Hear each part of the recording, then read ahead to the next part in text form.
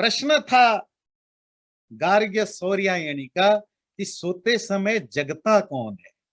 सोते तो इंद्रियां हैं, जगता कौन है? बोले प्राण जगते हैं। तीसरा सवाल उसका था कि फिर ये स्वप्न कौन देखता है?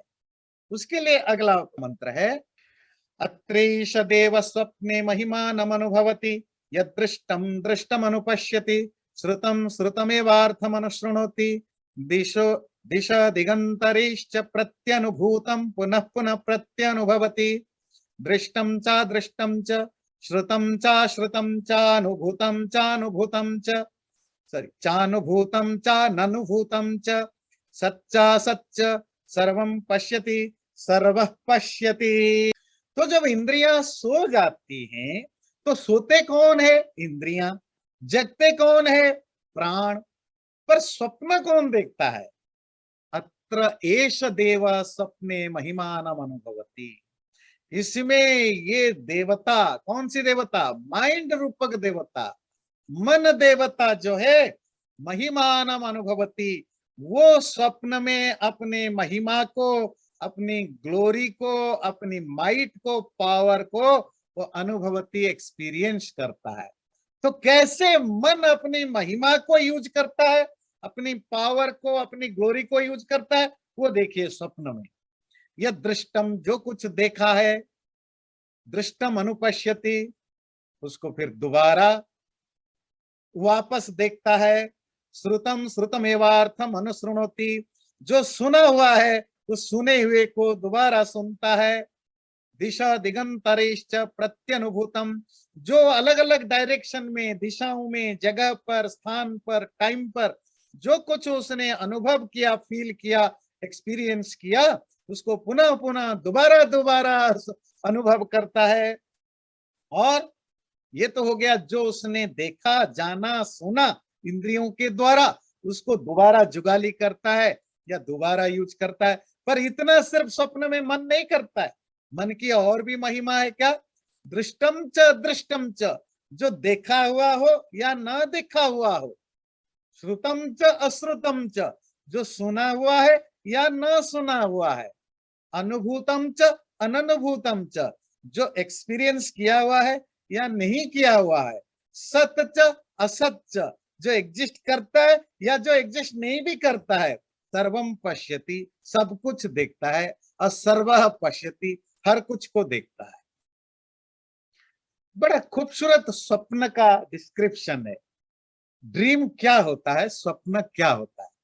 वैसे इस पर तो हम अलग अलग जब शास्त्र पढ़ते हैं, अलग अलग कॉन्टेक्स्ट में काफी डिस्कशन कर रखा है। और इसकी सिंपल एक सिंगल लाइन है, जागते हुए अवस्था में मन इंद्रियों के द्वारा लाए गए ज्ञान के द्वारा ही ज्ञान को एनालाइज करता है, उससे ज्ञान कलेक्ट करता है। सोए हुए अवस्था में इंद्रियों के द्वारा जो ज्ञान इकट्ठा किया गया होता है, उस इकट्ठे किए गए ज्ञान के साथ माइंड उसको खिचड़ी बनाता है, मिक्स करके नई नई चीजें बनाता है। उसी को हम स्वप्न कहते हैं या इमेजिनेशन या कल्पना कहते हैं।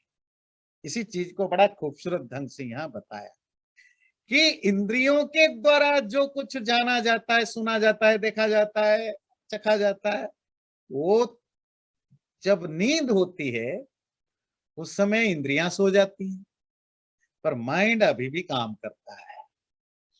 वो इंद्रियों के द्वारा लाए गए ज्ञान को सुनने के द्वारा, देखने के द्वारा, चखने के द्वारा, छूने के द्वारा, जो पंच इंद्रियों के द्वारा लाए गए ज्ञान को वो दोबारा उसको रिविजिट करता है।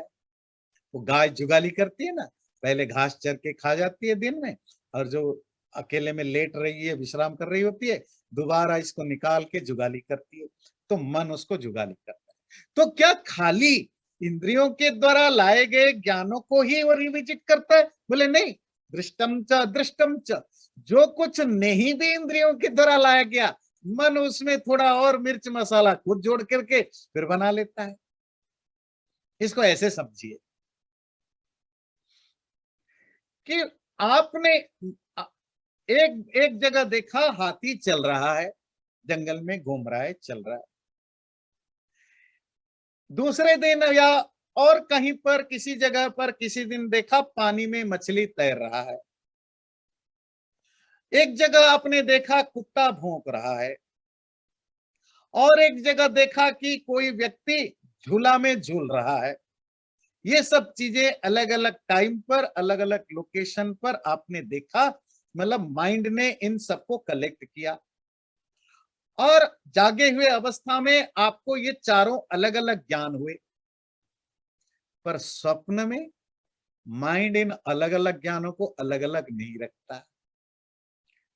वो हलवाई की तरह इसमें अलग अलग प्रोपोर्शन करके, मिक्स करके नई नई चीजें बनाता है। अब मन में क्या बनाया? अब सारे इंद्रिय तो सो गए, अकेला है, इसको नींद नहीं आती है। अब वो कहते हैं खाली दिमाग शैतान का घर, कुछ ना कुछ करेगा। तो क्या करता है? आप सपने में देखते हैं हाथी झूला में झूल रहा है ना? मछली पर बैठ के हाथी पानी में तैर रहा है। सांप आपसे बात कर रहा है। सांप कह रहा है तू ये नहीं किया तो मैं तुम्हें डंस डालूंगा। आप दौड़े दौड़े जाकर के कुत्ते के पास पहुंच जाते हैं। कुत्ता कहता है देखो, मतलब आप सपना तो इसी टाइप का देखते हैं ना। सपने में ऐसे ही तो होता है ना, घोड़ा उड़ रहा होता है। क्या? तो क्या होता है, घोड़ा को देखा, पक्षी को भी उड़ते हुए देखा, माइंड ने दोनों को मिला दिया, घोड़ा उड़ रहा होता है, मछली तैरता है, हाथी चलता है। अपने हाथी को भी देखा, मछली को भी देखा। आप माइंड ने खिचड़ी बना दी, हाथी तैर रहा होता है। और माइंड दो चीजें करता है, और जो भोगे हुए चीजें हैं उनको वो दोबारा भोगता है, थोड़ा चेंज चांज करके, और जिनको नहीं भोग पाया उसको भी भोगता है। आपका प्रमोशन होना था, बहुत कोशिश करते हैं आप प्रमोशन हो जाए, आप डायरेक्टर बन जाए, सीईओ बन जाए, प्रोजेक्ट मैनेजर बन जाए, या आपका बड़ा घर हो, बड़ी सारी गाड़ियां हो, नहीं हो पा रहा है। सपने में हो जाता है, आपके पास बड़ी बड़ी गाड़ियां हैं, आप सीईओ बन चुके हो, जिनसे आपकी दुश्मनी है, बिल्कुल नींद सपने में आप इसको पूरा दबोच के रखे हो। सुबह उठते हो तो आप बड़ा खुश होते हो, कहते अरे बड़ा अच्छा सा सपना आपने तोड़ दिया। इसका अपोजिट भी हो जाता है। तो माइंड का काम है, जो जाना हुआ ज्ञान है उन ज्ञानों को, वो उसकी इंग्रेडिएंट होता है, उसको वो अपने ढंग से मिक्स करके नए नए ज्ञान क्रिएट करता है। उसी को स्वप्न कहते हैं। तो स्वप्न फिर कौन देखता है? कौन देवता देखता है? मन देखता है, मन रूपक देवता स्वप्न देखता है। और वो सत्य देखता भी है, सत्य मतलब सच भी देखता है। कभी कभी मन बिल्कुल एक्यूरेट वही चीज देखता है जो आपके साथ हुआ या कल होने वाला है। कभी कभी ऐसा होता है ना कि आपको पहले की चीजों का भी कुछ आभास हो जाता है, टेलीपैथी हो जाती है, वो भी देखता है। और असत्य जो है ही नहीं, ना था ना है ना होगा, वो भी आप देख लेते हो। जैसे आप आकाश में उड़ रहे हो, आप राष्ट्रपति बन चुके हो, आप अपने शत्रुओं को, जो बहुत कमजोर व्यक्ति है, जिसको बहुत जुल्म होता है, वो मोस्ट ऑफ रात को सपना देखता है कि मैं अपने शत्रुओं को कुचल रहा हूं, है ना? गरीब आदमी जिसको खाना अच्छा नहीं मिलता और वो देखता है लोग खाते हैं, वो बहुत रातों को सपना देखता है कि वो बढ़िया बढ़िया खाना खा रहा है। ऐसे बहुत सारे सत्य असत्य, ये स्वप्न अवस्था है। तो सपना कौन क्रिएट करता है और देखता कौन है? मन देवता। प्राण जगते रहते हैं, प्राण अगर सो जाएंगे तो फिर मर जाएंगे ना। प्राण जगे हुए होते हैं, इंद्रियां सोए हुए होते हैं, मन सपना देखता है, प्राण जगे। स यदा तेजसाभिभूतो भवति अत्रैष देव स्वप्नान् न पश्यति अथ यदेतत् अस्मिन् शरीरे एतं सुखम भवति। जो अभी सुषुप्ति की बात हुई, अभी आया सुषुप्ति। स यदा तेजसा अभिभूतो भवति, जब वो तेज से बहुत ज्यादा अभिभूत हो जाता है, अत्र एष देव स्वप्नान न पश्यति, तब वो सपना नहीं देखता। अथ यत एतस्मिन् शरीरे एतम एतत् सुखम भवति, और क्योंकि सपना नहीं देखता, अब वो शरीर में सुख होता है। हमारे सुख और दुख का कारण हमारी माइंड और सेंसेस का दुनिया के साथ जो कनेक्शन है, उस कनेक्शन का जो इफेक्ट होता है, इम्पैक्ट पड़ता है, उससे हम सुखी या दुखी होते हैं। अगर डिजायर्ड है, जो हमारे इच्छा के अनुकूल कनेक्शन बना तो सुखी है, नहीं हुआ तो दुखी है। तो हमारा सुख दुख कंडीशनल होता है, पर आत्मा अपने आप में शुद्ध है। तो जब कोई कनेक्शन होगा ही नहीं, ना वहां सुख होगा ना दुख होगा, और सुख दुख ना होना अपने आप में सुखकार आनंद स्वर आनंदमय हो जाता है। सुषुप्ति में भी क्योंकि इंद्रियां काम नहीं करती हैं, माइंड भी काम नहीं करता। देखिए, स्वप्न में इंद्रियां काम नहीं करती है, माइंड अभी भी एक्टिव है, तभी तो वो बनाता है नए नए ज्ञान। पर सुषुप्ति में माइंड और सेंसेस दोनों इनएक्टिव हो जाते हैं। तो आत्मा का वो जो स्टेट होता है, वो सुख भोग होता है, सुख भोगने वाला। आप कहेंगे कैसे, सुख कैसे भोगता है? उस समय पता नहीं लगता है, क्योंकि वो नींद मतलब तमोगुण भी रहता है। सुषुप्ति तो तमोगुण की अधिकता आने से होती है ना। जो नींद है ये तमोगुण का ही रिजल्ट है, और तमोगुण जितना ज्यादा होगा उतना नींद अच्छी होगी। तो हर कोई भी गुण खराब नहीं है, वो किस तरह यूज होता है उसकी खराब या अच्छा उससे पता लगता है। जैसे ड्रग्स अच्छा या बुरा नहीं होता है, ड्रग को मेडिसिन के लिए रूप में लो तो बहुत कल्याण करता है, और आप एडिक्शन पाल बैठो तो बहुत नुकसान करता है। तो तमोगुण की अधिकता से आप पूरी तरह शांत हो जाते हैं। पर वो जो शांत स्टेज है, वो शांत स्टेज भी, शांति भी तो खुशी का कारण होता है। कैसे पता लगा कि सुषुप्ति में खुशी मिलती है? जब हम सुबह उठते हैं उस समय तो पता नहीं लगता। तो व्यक्ति जो बोलता है, संस्कृत में इसके लाता है, सुखम हम अस्वप्स्वम, मैं बड़ा सुखपूर्वक सोया, आई वॉज स्लीपिंग हैप्पीली। कैसे हैप्पीली बोलते हो? हैप्पी कैसे पता चला?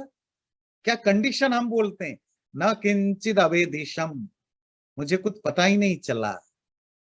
आपको लग रहा होगा कि तुम्हें कुछ पता नहीं चला, फिर कैसे बोल रहे हो कि तुम्हें मजा आया?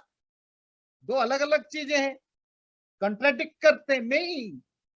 ये दोनों एक दूसरे के कॉज एंड इफेक्ट है, ये कॉन्ट्राडिक्ट नहीं। कुछ पता न चलना ही सुख की अवस्था होती है। कुछ पता न चलना मतलब एक्सटर्नल वर्ल्ड से आप कट गए, इंद्रियों के द्वारा जो एक्सटर्नली कनेक्टेड होते थे, और ऑलरेडी कनेक्टेड जो हुआ था, थोड़ी हल्की नींद में माइंड उसको लेकर खेल रहा था, वो भी माइंड थक गया, तो आप प्रॉपरली अब आप एक्सटर्नल वर्ल्ड से ना स्वप्न के माध्यम से ना जागृत अवस्था से कट गए। अब आप जो भी हो आप ही हो, और आपकी जो अवस्था है वो शांत स्वरूप है। और इस जैसे गहरी समुन्द्र के बीच में जैसे पानी बिल्कुल शांत होता है, इस तरह आप शांत है। वो शांति ही आपको सुख का अनुभव कराता है। तभी आप सुबह उठ के बोलते हैं, जिस दिन आपको अच्छी नींद आई, कुछ पता ही नहीं चला, कब सोया कब उठा पता ही नहीं चला। और दूसरा सिम्टम क्या होता है, जब आपको बढ़िया नींद होती है, गाढ़ नींद एक्चुअल होता है, तो आप बहुत फ्रेश फील करते हैं, ताजा ताजा फील करते हैं, आपका मूड भी अच्छा होता है। अगर गाढ़ नींद नहीं होती है या बहुत कम होती है तो फिर चिड़चिड़ा होते हैं, आपको अच्छा नहीं फील होता। ये जो अच्छा फील होना, ये पता लगता है कि आपकी नींद कितनी गहरी थी, और कुछ पता न चलना ही मजे का कारण।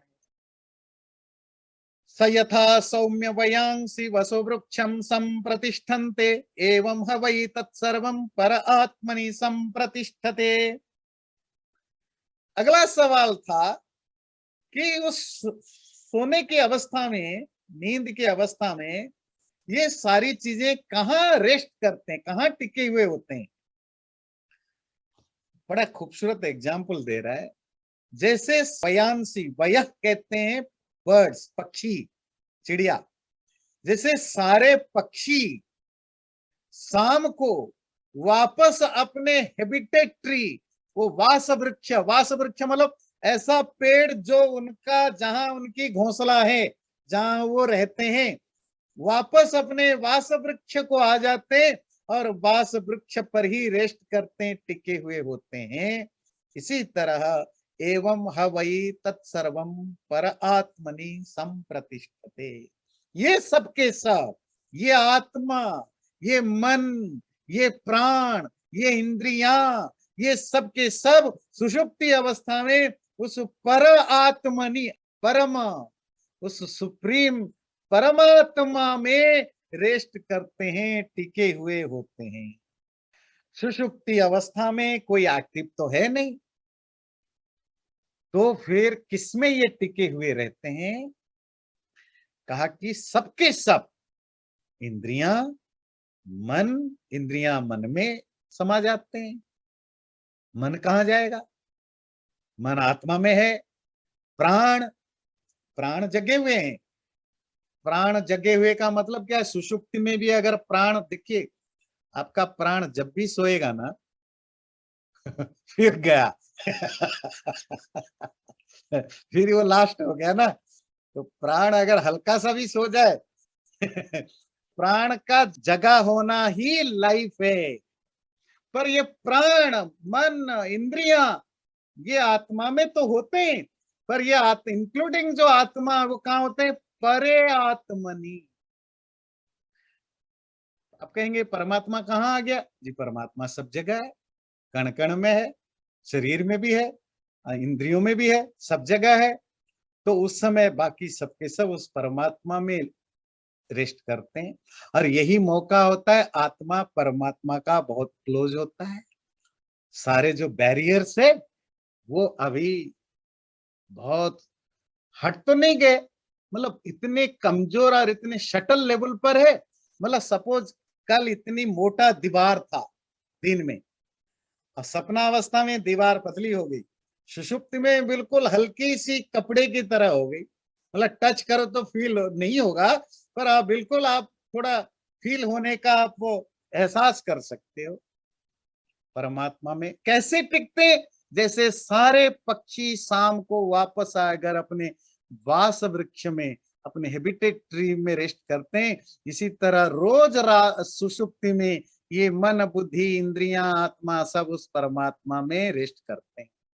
पृथ्वी च पृथ्वी मात्रा चापश्चापु मात्रा च तेजश्च तेजो मात्रा च वायुश्च वायुमात्रा चाकाशश्चाकाशमात्रा च चक्षुश्च द्रष्टव्यं च श्रोत्रं च श्रोतव्यं च घ्राणं च घ्रातव्यं च रसश्च रसयितव्यं च त्वक् च स्पर्शयितव्यं च वक् च वक्तव्यं च हस्तौ च दातव्यं च उपस्थश्चानन्दितव्यं च वायुश्च विसर्जयितव्यं च पादौ च गन्तव्यं च मनश्च मंतव्यं च बुद्धिश्च बोधव्यं च अहंकारश्च अहंकर्तव्यं च चित्तं च चेतयितव्यं च तेजश्च विद्युतव्यं च प्राणश्च विधारयितव्यं च।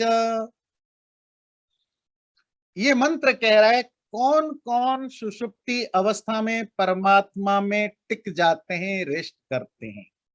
पहले तो पंच महाभूत, पृथ्वी, आपह, जल, तेज, वायु, आकाश, ये पंच स्थूल महाभूत, और इनके जो तन्मात्राएं होते हैं, रूप, रस, गंध, स्पर्श, शब्द, और पांच ज्ञानेन्द्रियां, और उनके जो ऑब्जेक्ट होते हैं, चक्षु मतलब आंख, द्रष्टव्य मतलब जो ऑब्जेक्ट ऑफ द साइट, देखने लायक, श्रोत्र मतलब कान, श्रोतव्य मतलब सुनने लायक, मतलब ऑब्जेक्ट ऑफ लिसनिंग, घ्राण कहते हैं नाक, घ्रातव्य मतलब ऑब्जेक्ट ऑफ स्मेलिंग, सूंघने लायक। रस कहते हैं जीभ का चखना, चखने की इंद्रिया, स्वाद का इंद्रिया, रसयितव्य जो चखने लायक हैं। ये हो गए 5 ज्ञानेंद्रियां और उनके ऑब्जेक्ट, 5 महाभूत और उनकी तन्मात्राएं। इसी तरह 5 कर्मेंद्रियां और उन कर्मेंद्रियों की भी जो ऑब्जेक्ट है। उपस्थश्च आनंदयितव्यम च, जो उपस्थ है तो जनन इंद्रिय है वो, और उसके द्वारा आनंद करने लायक चीजें। पायुश्च, जिसमें आप मल त्याग करते हैं उस वो, और उसके जो त्याग करने वाली जो चीजें हैं। पादौ, आपके पैर, और पैर का जो जाने लायक शक्ति है। मन, माइंड, और जो सोचने लायक शक्ति है। बुद्धि, बुद्धि मतलब इंटेलेक्ट। बोधव्यम, जो अंडरस्टैंडेबल है ना। अहंकार, और जो ईगो, और ईगो का जो ऑब्जेक्ट है। चित्तम, माइंड की एक अवस्था जिसमें सारे आपके संस्कार, कर्म संस्कार इकट्ठा हुए हैं, जिसमें जो चित्त और चेतयितव्यम च, जो सबको चेतनामय करता है। तेजश्च विद्योहितव्यम च, और जो तेज या प्रकाश उसके द्वारा जानने लायक जो चीजें हैं। प्राणश्च, और जो प्राण, प्राण के द्वारा धारण करने लायक जो चीजें हैं। ये सब के सब उस समय इनके ऑब्जेक्ट, और ये खुद सुषुप्ति में संप्रतिष्ठन्ते, उसी में समा जाते हैं, रेस्ट करते हैं। किसी में? उस परमात्मा में। एष ही दृष्टा, स्पृष्टा, श्रोता, ग्राता, रसयिता, मंता, बोद्धा, कर्ता, विज्ञानात्मा पुरुषः। ये जो आत्मा, जीवात्मा, जो कि दृष्टा है, दृष्टा समझते हैं, सीयर जो देखता है। स्पृष्टा, टचर जो छूता है। श्रोता, लिसनर जो सुनता है। घ्राता, स्मेलर जो सूंघता है। रसयिता, टेस्टर जो टेस्ट करता है। मनता, थिंकर जो सोचता है। बुद्धा, जो अंडरस्टैंड करता है। डिस्क्रिमिनेटर या डिस्क्रिमिनेट करता है। कर्ता, डूअर जो करने वाला। ये कौन है? ये सब कौन करता है, कौन सोचता है, कौन चखता है? विज्ञानात्मा पुरुष, जो विज्ञानात्मा मतलब बुद्धि युक्त आत्मा, ऐसा आत्मा जिसके साथ जो विजडम या विवेक या बुद्धि शक्ति के साथ जुड़ा हुआ है। ये जो विज्ञानात्मा मतलब ये जो हमारा जीवात्मा है, यही दृष्टा है, यही डूअर है, यही लिसनर है, यही टचर है, यही स्मेलर है, यही लिसनर है, यही सब। आप पूछते हैं ना कौन सूंघता है, कौन चखता है? माइंड है, आत्मा है, इंद्रियां है। इंद्रियां इंस्ट्रूमेंट है, माइंड प्रोसेसर है। फिर कौन करता है? आत्मा। पर अगेन, जब हम आत्मा कहते हैं, एक चीज हमेशा ध्यान रखिए, ये शुद्ध आत्मा नहीं, ये जीवात्मा। जीवात्मा किसको कहते हैं? Embodied soul. वो आत्मा जो शरीरी है, जो मन, इंद्रियां, बुद्धि आदि के साथ जुड़ा हुआ है, वही आत्मा ही सूंघने, चखने आदि हर चीज का करता वही है। स परे अक्षर आत्मनि प्रसंप्रतिष्ठते। देखिए, दो चीजें बड़ा कितनी क्रिस्टल क्लियर बता रहा है। एक तो विज्ञानात्मा पुरुष, पुरुष मतलब जीव आत्मा। एक वो आत्मा जो देखने वाला, सुनने वाला, सूंघने वाला, चखने वाला, सोचने वाला। वो आत्मा कहाँ रहता है? सब परे अक्षर आत्मनि संप्रतिष्ठिते। वो उस परम अक्षर मतलब नष्ट ना होने वाले, इम्पेरिशेबल आत्मा में रहता है, एस्टैब्लिश्ड होता है या रेस्ट करता है। वो आत्मा जो भोक्ता, श्रोता, करता, वो उस परम आत्मा में टिकता। परमेवाक्षरम प्रतिपद्यते स यो ह वै तत् अच्छायम शरीरम अलोहितम शुभ्रम अक्षरम वेदयते यस्तु सौम्य स सर्वज्ञो सर्वो भवति तदेश श्लोक। बस कंक्लूड कर रहे हैं।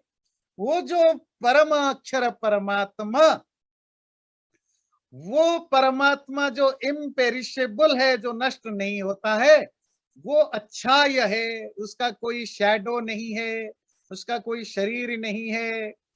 अशरीरम, अलोहितम, उसका कोई कलर नहीं है या कोई ब्लड नहीं है। शुभ्रम, शुभ्र का मतलब व्हाइट होता है, यहाँ व्हाइट नहीं, यहाँ प्योर है। प्योर भी, व्हाइट को भी प्योर कहते हैं। अक्षरम वो इम्पेरिशेबल है, अनडिकेइंग है, अविनाशी है। हे सौम्य, हे डियर गार्ग्य, हे प्रिय गार्ग्य, वो परमात्मा ऐसा है। स सर्वज्ञ सर्वो भवति। वो व्यक्ति जो इस तरह के परमात्मा को वेदयते जान लेता है, जो इस परमात्मा को वेदयते जान लेता है, वो सब कुछ जान लेता है। सर्वज्ञ भवति और सर्व भवति, सब कुछ होता है। इसके लिए कंक्लूडिंग एक श्लोक बताया, विज्ञानात्मा सह देवेश्च सर्वैहि। ये जो विज्ञानात्मा मतलब जीवात्मा, इंडिविजुअल सोल, सभी देवताओं के साथ, देवता कौन है? सभी इंद्रियों के साथ, प्राण भूतानि, और जो भी पंच प्राण है, 5 प्राण है, ये जो पंच महाभूत और पंच तन्मात्राएं हैं, ये सब के सब संप्रतिष्ठन्ति, जिसमें वापस चले जाते हैं, वापस रेस्ट करते हैं। यत्र तदक्षरम वेदयते यस्तु, जो उस अक्षर ब्रह्म परमात्मा को जान लेता है, हे सौम्य, हे प्रिय गार्ग्य, स सर्वज्ञ, वो सब कुछ जानने वाला होता है। स सर्वमेवाविवेश, वो सबके अंदर प्रवेश कर लेता है। इस तरह चतुर्थ प्रश्न पूरा हुआ। कंक्लूड करते हैं, जिसमें आत्मा अपने सभी इंद्रियों के साथ वापस जाता है, जिसमें प्राण, सारे महाभूत, जिसके अंदर सब सुषुप्ति अवस्था, ये सुषुप्ति की वर्णन है, ध्यान रखिए, रेस्ट करते हैं, वही परमात्मा है। जो है सौम्य, सौम्य एक तरह के, जैसे आप नॉर्मली भाषा में कहते हैं वो डियर फ्रेंड है, डियर, इस तरह का। तो सौम्य का मतलब इसी तरह के सेंस में यूज होता है, जब प्यारा है ना, हे प्यारे, जो उस अक्षर को परमात्मा, अविनाशी परमात्मा को जान लेता है, तो फिर उसके लिए कुछ जानने लायक और बचता नहीं है। तो इसी के साथ ये चौथा प्रश्न का उत्तर पूरा हुआ। चैनल को सब्सक्राइब जरूर करें और वीडियो अच्छा लगे लाइक भी जरूर करें।